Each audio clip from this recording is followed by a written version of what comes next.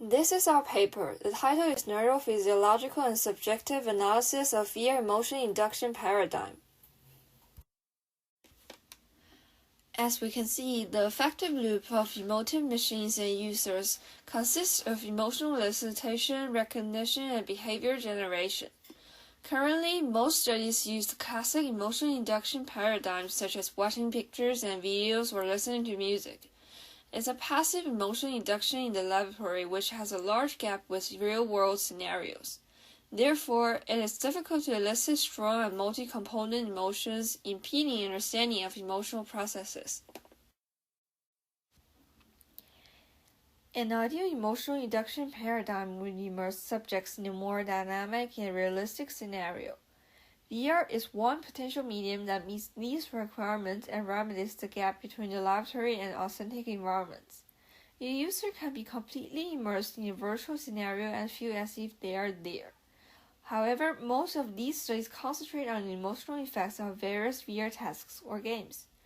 There have been few studies regarding VR as an eliciting material due to the minimal availability of VR-based emotion-evoking materials, especially the scarcity of using objective neurophysiological data to study emotional processing in VR systematically. Therefore, we conducted an experiment. The figure shows the overview of our framework for VR emotion induction and analysis. A is the expected emotional state and VR emotion induction materials. B is the experiment setup. We use a computer and HTC Vive to display VR videos. EEG signals were collected by ANT neural equipment. C is the subjective and neurophysiological data process and analysis. Specifically, a total of 28 participants were enlisted to watch 8 VR videos, while their SAM, IPQ scores, and EEG data were recorded simultaneously. The experiment consists of one baseline state and 8 trails. Each trail is made up of 3 parts. A fixation crosses the first 5 seconds, then the participants were assigned to watch one of 8 virtual reality videos at random. After watching each video, they were asked to rate their emotions and sense of presence using the SAM and IPQ questionnaires. The whole experiment takes about an hour to complete. The 8 VR video stimulus used in our experiment is selected from a Stanford Immersive VR Video Public Database, YouTube, and VR games from Vive's Steam platform. The figure lists 4 video samples we used.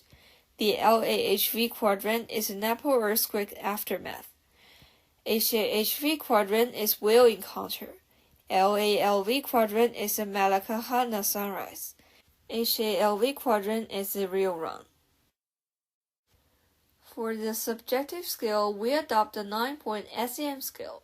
It is a non-verbal pictorial assessment technique that directly measures the valence, arousal, and dominance associated with a person's affective response. In addition, we also record IPQ scores to measure VR user spatial presence, involvement, and sense of realness in a virtual environment.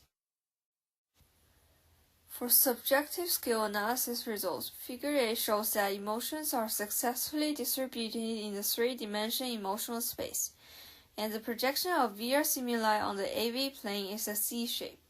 Figure B shows the main ratings of participants for valence, arousal, and dominance under the 4 emotion induction conditions, indicating the successful induction of the target emotion. In particular, VR has better performances for high arousal emotion, indicating the subjects experienced high intensity emotion in the VR ecological valence scenarios. Besides, many researchers believe that physiological arousal is one of the main mechanisms that produce a sense of presence. Therefore, we compare the changes in the sense of presence under high and low arousal conditions, and the results show a significant difference in SP, IME, and REAL in Figure A. In addition, we analyze the correlation between IME, REAL, and SP with arousal and find a strong linear correlation among them from Figure B. The objective neurophysiological data analysis also supports this finding.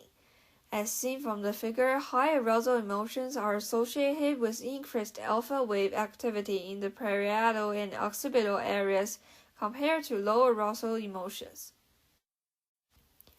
Meanwhile, high valence emotions stimulate beta and gamma waves in the temporal lobe area more than low valence emotions. We also conduct a hemispheric asymmetry analysis, and the results show that theta and alpha waves in prefrontal regions, beta waves in temporal regions have later rise activation only for high valence emotion. In particular, due to the high intensity emotion evoked by VR videos, we find alpha waves in occipital regions have later rise activation only for high arousal emotion. This finding extends the previous conclusions on the neurophysiology of emotional arousal. As a result, we successfully integrate EEG and VR to demonstrate that VR is more pragmatic for evoking natural feelings and beneficial for emotion research. We strongly recommend that researchers use the VR induction paradigm to acquire a more reliable explanation of affective computing. Thanks for watching.